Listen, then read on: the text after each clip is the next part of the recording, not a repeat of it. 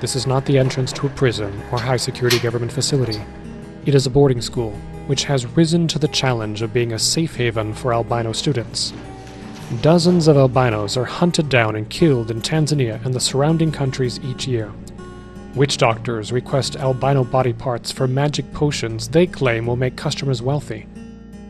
The government has attempted to crack down on the ritualistic killings, arresting witch doctors and hanging 3 men convicted of killing albinos for profit.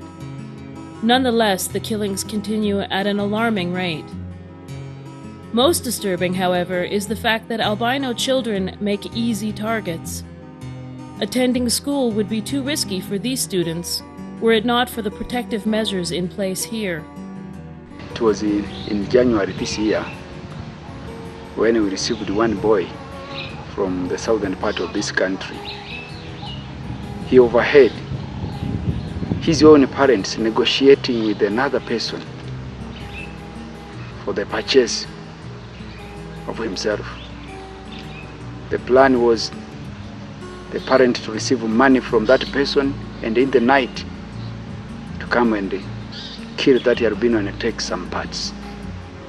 So when he overheard the negotiations, that evening he ran to the police station, reported the matter, and the parents were arrested, and we took the boy here for studies.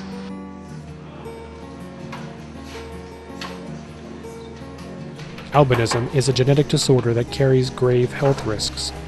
Albinos lack melanin, a pigment which protects skin against ultraviolet radiation, allows light to refract properly in the retina, and helps color hair, eyes, and skin.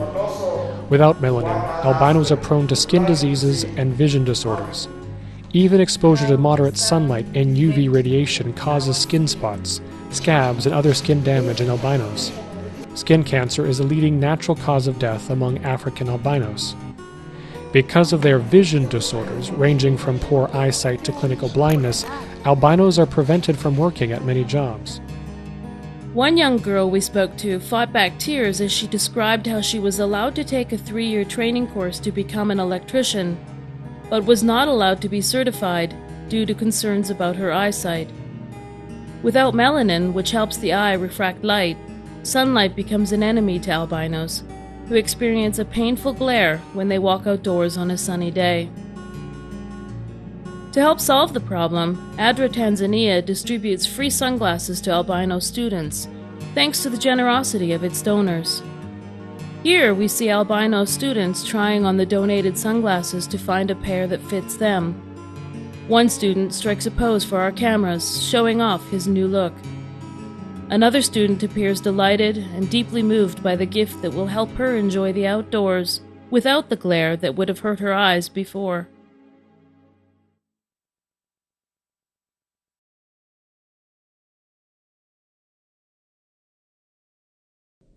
"6,000 people die per day in Africa from AIDS, according to UN statistics, many leaving behind family members whom they have infected with HIV.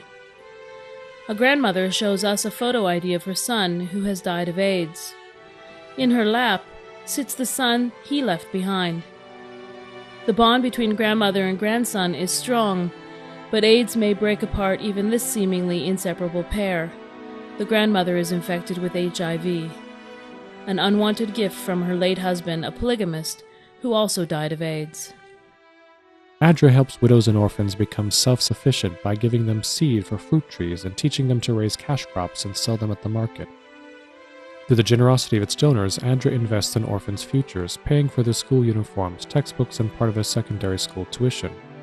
They believe that the best way to help orphans rise out of poverty is to educate them to be employed members of society.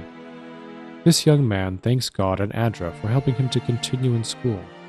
He is presently in his senior year of high school. If he joins the workforce as an educated man, he can help his entire family to rise out of poverty.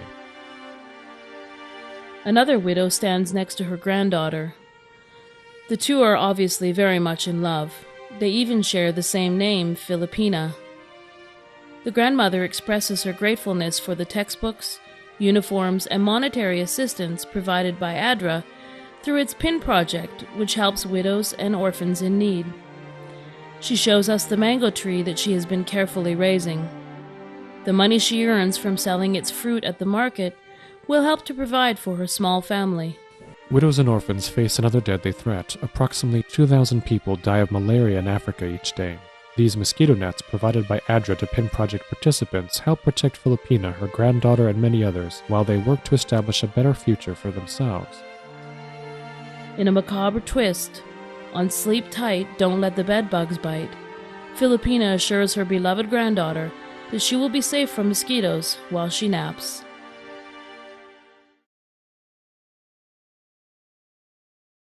The Bahawasa project provides water, sanitation, and training to some of Tanzania's poorest citizens, rural villagers. Here we see the improved pump design ADRA is using in rural settings. A wall encircles the pump, preventing wild animals from walking through or defecating in this area. Excess water runs down overflow channels and outside the pumping station. This prevents mud puddles where insects can spawn from forming in this area. Residents must remove their shoes before entering. This practice also helps prevent mud and other foreign matter, including animal manure, from being brought in on farmers' shoes. Residents wishing to draw water must pay a nominal monthly fee into a maintenance fund. If the pump breaks down, money from this fund is used to repair it.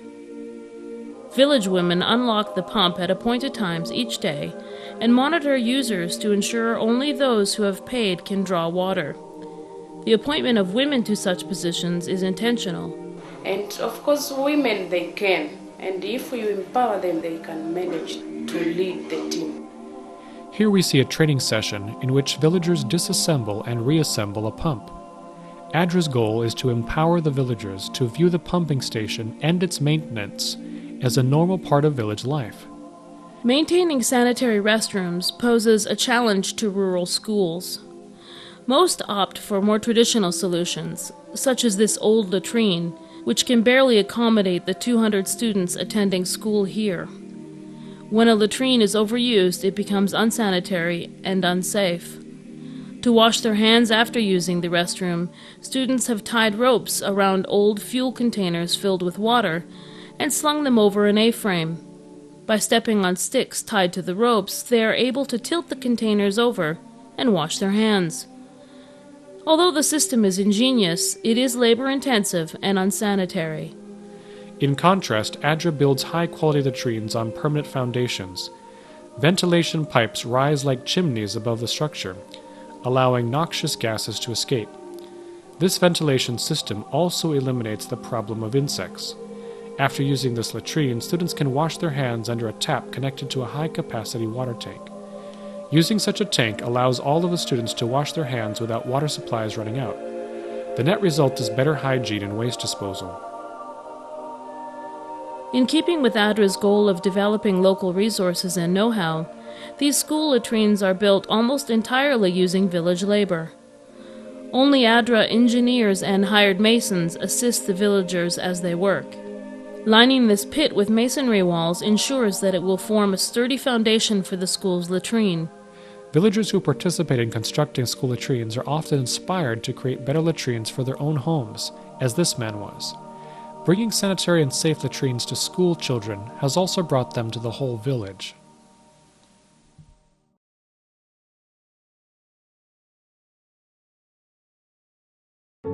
Everywhere you look around Basotho village, you see water. When the nearby lake overflowed its banks, it flooded the village. The flooding inundated homes, fields, and trees. It would seem that Basotho village should suffer from no shortage of water, but the water is polluted and unfit to drink or even wade in. It has been polluted by human sewage, yet we see children fishing in the lake and villagers drawing drinking water from it. An ADRA worker attempts to warn the children of the dangers lurking in the water, but they remain undeterred. The profit from selling the fish they will catch outweighs the risk of contracting disease in their minds. To help solve the villagers' water problem, ADRA installed a pump which draws crystal-clear drinking water from a tested and safe source. Villagers pay a nominal fee every time they draw water from the pump. This ensures that if the pump ever breaks down, the villagers will have the means to repair it. ADRA has designed the system so that it is self-sustaining and self-regulating. In contrast to Basotho village, Wa'ama seems a dry and arid bushland. Digging into its parched soil, the village men dream of transforming their land into a water-rich region. They carry pipeline provided by ADRA's donors. Working in cooperation with the NGO's project engineers, the village men lay irrigation lines that will bring water to over 8,000 people. The pipe connects to a gravity-assisted aqueduct system, designed by ADRA to service not just this village, but the surrounding region as well. The participation of the villagers is a vital component in ADRA's philosophy. Whenever possible, ADRA empowers people to help themselves. Because of the villagers' involvement, ADRA can lower its operating costs, extend the reach of donors' contributions, and ensure community support and oversight for its projects. While providing water to the residents of Hanang province might seem like only a small step toward overcoming their poverty, it has proven to be a catalyst for economic renewal. When ADRA installed a water tank on a hill overlooking Gidding village, more than just water began to flow from it.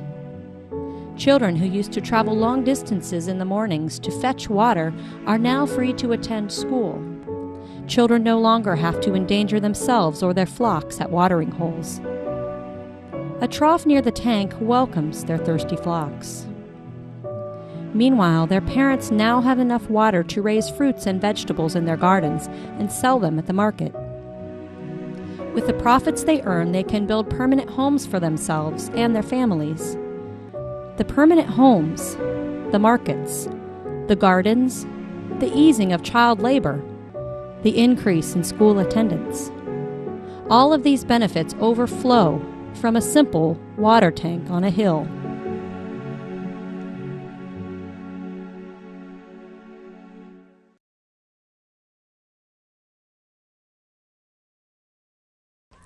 This woman has had 15 children.